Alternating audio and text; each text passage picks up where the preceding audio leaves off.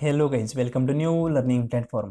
Guys, MS set म्हणजे Maharashtra set हा exam Savitribai Phule युनिव्हर्सिटीमार्फत कंडक्ट केला जातो, आपल्या सर्वांना माहिती. आणि गाईज, या एक्झाम संदर्भात 25 जुलै 2021 रोजी एक नोटिफिकेशन आलं होतं. ते नोटिफिकेशन मी पूर्णपणे डिस्कस केलं होतं आणि त्या नोटिफिकेशन संदर्भात बऱ्याच विद्यार्थ्यांना काही क्वेरीज होत्या, त्यांनी त्या कमेंट बॉक्समध्ये कमेंट केल्या. त्याही आपण क्वेरीज या व्हिडिओमध्ये पाहणार आहोत. त्याचबरोबर गाईज, ते नोटिफिकेशन काय होतं मी थोडक्यात सांगतो. गाईज, 3 ऑगस्ट ते 5 ऑगस्ट सेट भवनतर्फे एक पूर्णपणे फ्री ऑफ कॉस्ट वर्कशॉप होणार आहे. ते वर्कशॉपमध्ये पूर्णपणे आपले 10 युनिट आहेत सेटचे, ते पूर्णपणे कव्हर करून घेणार आहेत. म्हणजे ते शिकवणार नाहीत, ॲक्च्युली त्याच्या काही ट्रिक्स असतील, काही लॉजिक असतील, ते तुम्हाला सांगणार आहे. त्याचबरोबर सेट एक्झामचा criteria, qualification criteria, caste wise reservation, त्या सर्व गोष्टी त्या वर्कशॉपमध्ये डिस्कशन होणार आहेत. आता या वर्कशॉपबाबत बऱ्याच विद्यार्थ्यांना काही क्वेरीज आहेत, त्या आपण या व्हिडिओमध्ये पाहणारच आहोत. त्याचबरोबर काहीच महत्त्वाचा पार्ट म्हणजे आजच्या व्हिडिओचा, जे विद्यार्थी पहिल्यांदा सेट एक्झाम देत आहेत किंवा जे विद्यार्थी फ्रेशर आहेत आपण म्हणू शकतो, त्या विद्यार्थ्यांचे क्वालिफाय होण्याचे चान्सेस वाढणार आहेत. रिअली वाढणार आहेत. कसे वाढणार आहेत ते मी या व्हिडिओमध्ये सांगणारच आहेत गाईज. आणि त्याचबरोबर ते वर्कशॉप जे होणार आहे त्या वर्कशॉपचं टाइम टेबल सर्वांच्या मेल आयडीवर आला आहे. पण ते मेल आयडी त्याच विद्यार्थ्यांना आला आहे ज्या विद्यार्थ्यांनी काय केलं आहे, 26 सप्टेंबरचा फॉर्म भरला आहे. त्याच विद्यार्थ्यांना तो मेल भेटला असेल. पण बाकीच्या विद्यार्थ्यांना याचं टाइम टेबल भेटलं नाही. म्हणून सर्वांना याचं टाइम टेबल भेटावा त्या अनुषंगाने मी ते टाइम टेबल आजच्या व्हिडिओमध्ये सांगणार आहे. अगदी 10 मिनिटाचं व्हिडिओ होईल, पण खूप महत्त्वाचं आहे. काहीच पूर्णपणे व्हिडिओ पाहूया. तरी पाहू शकता, बऱ्याच विद्यार्थ्यांना असा मेल आला असेल सेट भवनतर्फे की टाइम टेबल. तर टाइम टेबल कशाचं, जे वर्कशॉप होणार आहे 3 ऑगस्ट ते 5 ऑगस्टपर्यंत, तर वर्कशॉप संदर्भात पूर्णपणे त्यांनी काय केलं आहे, टाइम टेबल अनाऊन्स केलं आहे. ते टाइम टेबल कसं आहे ते आपण डिस्कस करूया देखील 2 मिनिटात. तर फर्स्ट डे असेल 3 ऑगस्टचा, त्या दिवशी 10:30 ते 11 वाजेपर्यंत त्यांचं वेलकम चालेल. त्यानंतर 11 ते 12 वाजून 15 मिनिटापर्यंत टीचिंग ॲप्टिट्यूड ते कव्हर करतील. त्यानंतर 15 मिनिटांचं गॅप असेल, नंतर म्हणजेच 12:30 ते 1:45ला रिसर्च ॲप्टिट्यूड ते कव्हर करतील. त्यानंतर 45 मिनिटांचा गॅप असेल, म्हणजेच 2:30 ते 3:45ला मॅथमॅटिकल रिझनिंग आणि ॲप्टिट्यूड ते कव्हर करतील. त्यानंतर पुन्हा 15 मिनिटाचा गॅप असेल, म्हणजेच 4 ते 5:15ला कम्युनिकेशन तुमचं कव्हर होईल. हे झालं 3 ऑगस्टचं तुमचं टाइम टेबल. त्यानंतर 4 ऑगस्टलाही सेम टाइम टेबल त्यांनी फॉलो केला आहे. फक्त काय केलं आहे, विषय बदललेत. पहिला दिवस असेल लॉजिकल रिझनिंगचा, त्यानंतर असेल ICT, त्यानंतर असेल पीपल डेव्हलपमेंट अँड एन्व्हायरमेंट, त्यानंतर हायर एज्युकेशन, त्यानंतर हायर एज्युकेशन, त्यानंतर एक मिनटं थोडा प्रॉब्लेम झाला होता. त्यानंतर हायर एज्युकेशन आणि त्यानंतर जे आपली इलिजिबिलिटी क्रायटेरिया आहे आणि क्वालिफिकेशन क्रायटेरिया, तो पूर्णपणे ते लास्टच्या म्हणजेच 5 ऑगस्टला डिस्कशन करणार आहे. म्हणजेच आपला जो पेपर फर्स्ट आहे त्याचे सर्व टॉपिक ते कधी डिस्कस करणार, 3 आणि 4 ऑगस्टला, आणि 5 ऑगस्टला इलिजिबिलिटी क्रायटेरिया वगैरे आहे त्या सर्व गोष्टी डिस्कशन होतील. कधी 10:30 ते 12 वाजेपर्यंत. म्हणजे 2 दिवस पूर्णपणे 5 वाजून 15 मिनिटापर्यंत लेक्चर आहेत त्यांचे. आणि जे आपले 5 ऑगस्ट असेल त्या दिवशी फक्त 10:30 ते 12पर्यंत ते डिस्कशन करणार आहे. आणि त्यांनी नोट पण दिले पहा, सर्व लेक्चर काही फ्री ऑफ कॉस्ट आहे. कधीसाठी, जे विद्यार्थी 26 सप्टेंबरचा एक्झाम देणार आहे त्यांसाठी. आता बाकीचे विद्यार्थी याला जॉईन करू शकता, तुम्हाला इन्फॉर्मेशन भेटावं या दृष्टिकोनातून. तर काहीच हे होतं टाइम टेबल. आणि दुसरी गोष्ट म्हणजे हे जे वर्कशॉप आहे ते तुम्हाला झूम ॲपमार्फतही म्हणजे अनुभव घेऊ शकता, किंवा आपली फेसबुक लिंक आहे त्यांची, त्यामार्फतही तुम्ही याला अटेंड करू शकता. त्यांनी 2 ऑप्शन दिला आहे, झूम ॲप आणि नंतर फेसबुक लिंक. तर हे दोन्ही म्हणजे फेसबुकची लिंक मी आपल्या टेलिग्राम चॅनलवर अपलोड करेल, तिथून तुम्ही ते कव्हर करू शकता. आणि जर त्यांच्या विद्यार्थ्यांकडे झूम ॲप असेल तर झूम ॲपवरून तुम्ही हे वर्कशॉप अटेंड करू शकता. तर गाईज, हे झालं वर्कशॉप संदर्भात टाइम टेबलचं. आता ज्या विद्यार्थ्यांनी क्वेरीज त्यांच्या डिस्कस केल्या आहेत ते आपण पाहूया.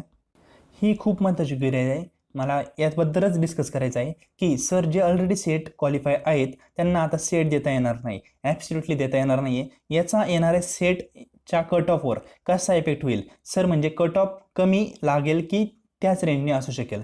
आता हे डिस्कस करणार आहे, त्याआधी आपण सर्व कमेंट 1 मिनिटात पाहू. नंतर ही जी क्वेरी आहे ही सर्वात लास्टला डिस्कस करतो, कशा प्रकारे कट ऑफवर चेंज होईल ते आपण पूर्णपणे लास्टला पाहूया. तर यांनी विचारलं, सर पण या वर्कशॉपचं टायमिंग काय असेल. आत्ता डिस्कस केला मी टायमिंग काय असेल. त्यानंतर सर तुमची वेळ, आता यांनी काय म्हणलंय की सर तुमची व्हिडिओ मी पूर्णपणे पाहते.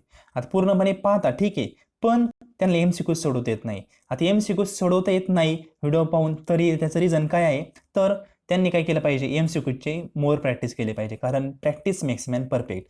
आता तुम्ही थेरटिकल कंटेंट बरंच पाहते, कारण मी कन्सेप्ट तुमच्या थेरटिकल कन्सेप्ट समजून घेतोय, पण तुम्हाला MCQचा प्रॉब्लेम येऊ शकतो. कारण थेरी सोडवणं आणि MCQ सोडवणं खूप अंतर आहे. थिअरी वेगळी आहे, MCQजमध्ये वेगळी आहे. म्हणून प्रॅक्टिस करताना कशी करा, थिअरी प्लस MCQज म्हणजे आता फॉर एक्झाम्पल तुम्ही एखादा टॉपिक वाचला, त्या टॉपिकचे लगेच MCQs तुम्हाला लावून बसायचं आहे. तो टॉपिक झाला, नवीन टॉपिक घेतला, तर लगेच त्या नवीन टॉपिकच्या थिअरी पूर्णपणे वाचल्यानंतर त्याच्यावरचे एक्सपेक्टेड MCQs काय आहेत, प्रिव्हियस इयरमध्ये कोणते MCQs आले ते तुम्हाला पाहिजे आहेत. तुम्ही अशा पद्धतीने अभ्यास करत गेले तर तुम्हाला MCQs सोपे वाटू लागतील. पण तुम्ही नुसती थिअरी वाचत राहिले आणि सेट एक्झाम येतोय जवळ, आणि सेट एक्झाम जवळ आल्यानंतर तुम्ही MCQs सोडवायला बसले तर मी गॅरंटी देतो तुम्हाला MCQs योग्य प्रकारे जमणार नाही. आत्तापासूनच MCQची प्रॅक्टिस करा, कारण पेपर कसा आहे, MCQs बेस आहे, ती थिअरी तुम्हाला लिहायची नाही. म्हणून MCQची प्रॅक्टिस थोडी थोडी रोज करत जा. जशी थिअरी वाचताय तसंच वेटेज MCQsला पण द्या, तुम्हाला योग्य प्रकारे जमल. यांना मी तेच सांगेल, MCQची प्रॅक्टिस थोडी वाढवा, तुम्हाला डेफिनेटली MCQs योग्य प्रकारे सोडवता येतील. त्यानंतर कमेंट होती, ऑनलाईनच आहे ना वर्कशॉप? येस, डेफिनेटली ऑनलाईन आहे. त्यानंतर कमेंट होती, सर प्लीज फेसबुकची लिंक शेअर करू शकाल का?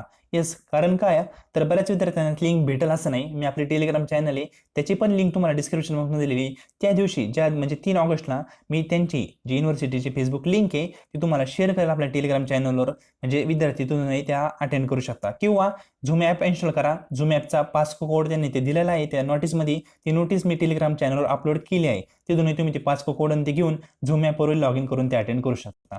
त्यानंतर यांची अशी कमेंट होती की त्यांना MSCला 53% आहेत आणि कास्ट EWS आहे. आता कास्ट EWS म्हणजे ओपन कॅटेगरीमध्ये मोडतात ते, आणि ओपन कॅटेगरीमध्ये असल्यामुळं त्यांना 53% उपयोग नाही. त्यांना कमीत कमी 55% असेल तर ते BEd वगैरे ते होऊन तुम्ही सेट एक्झाम देऊ शकता. कमीत कमी तुम्हाला रिक्वायर्ड आहेत 55%. कोणत्या? मास्टर डिग्रीला. 53 असतील तर तुम्ही ॲप्लिकेबल नाही सेट एक्झामसाठी. तुमची दुसरी कॅटेगरी असती, फॉर एक्झाम्पल EWS, ओपन, या 2 कॅटेगरी सोडून तुमची अदर कोणती कॅटेगरी असती तर तुम्ही 50%मध्येच ॲप्लिकेबल झाला असता.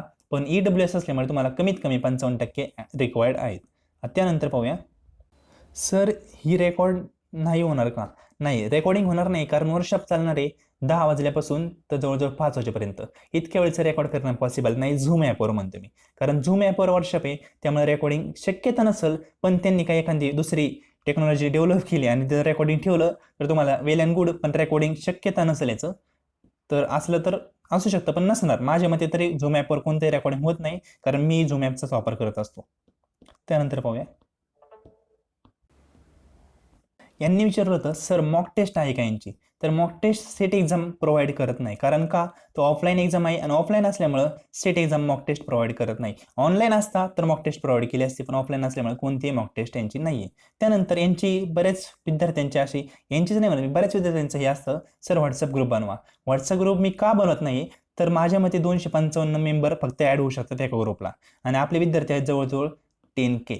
तर इतके विद्यार्थी असल्यामुळं व्हॉट्सअप ग्रुपला किती ॲड होतात? मॅक्झिमम 255. कितीतरी जास्त मला व्हॉट्सअप ग्रुप बनावे लागतील, आणि एवढे व्हॉट्सअप ग्रुप अटेंड करण्यापेक्षा एक टेलिग्राम चॅनल आहे आपली, त्याच्यावरून तुम्ही आपल्यासोबत कनेक्ट होऊ शकता. त्यानंतर आपण पाहूया, व्हॉट्सअप ग्रुप तर आत्ता तरी शक्य नाही, नंतर इन फ्युचर आपण पाहू याबद्दल, आत्ता तरी डिस्कशन मी नाही करत.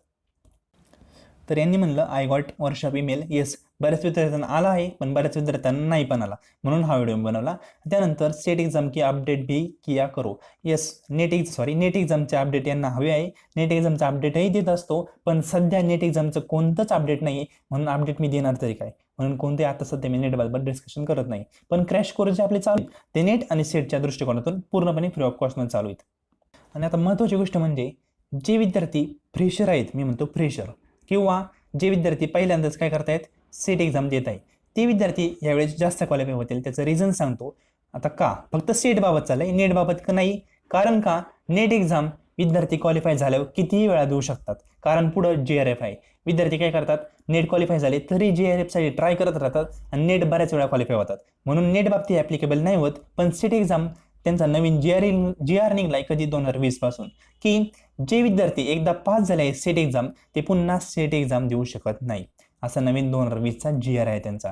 म्हणूनच काय, जे 6% विद्यार्थी क्वालिफाय व्हायचे ना, त्यामध्ये सर्व विद्यार्थी कोणते असतील, फ्रेश विद्यार्थी असतील, जे पहिल्यांदाच क्वालिफाय झालेत असे.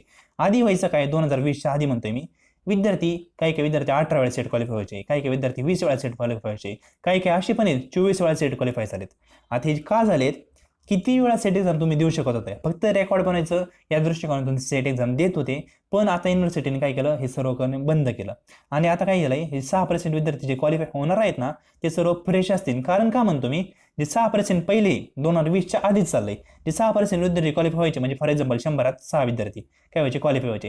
हे जे 6 विद्यार्थी क्वालिफाय झालेत ना, हे ऑलरेडी क्वालिफाय झालेले विद्यार्थ्यांपैकी 3 विद्यार्थी हेच असायचे.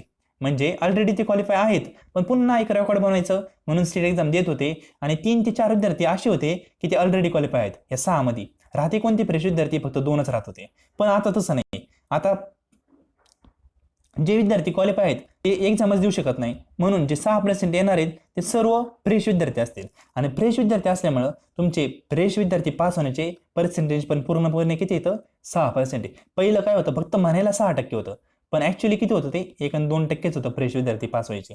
आणि जे क्वालिफाय आहेत तेच पास जास्त जास्त पुन्हा तेच पास होत होते. म्हणून आता जे फ्रेश विद्यार्थी आहेत ते क्वालिफाय जास्त होतील, कारण रिपीटेड विद्यार्थी पुन्हा सेट एक्झाम देऊ शकत नाही. एवढं अपडेट होतं.